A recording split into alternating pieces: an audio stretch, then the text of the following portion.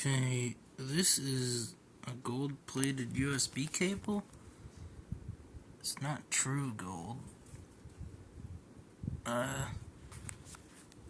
This cable still works, and it's actually the longest USB 1 cable I've ever come across.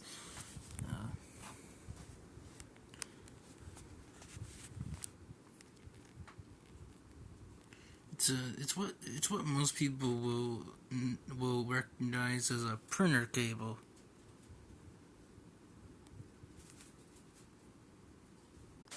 The misconception that these cables don't work with modern computers is a complete and utter lie. I don't know where that came from, but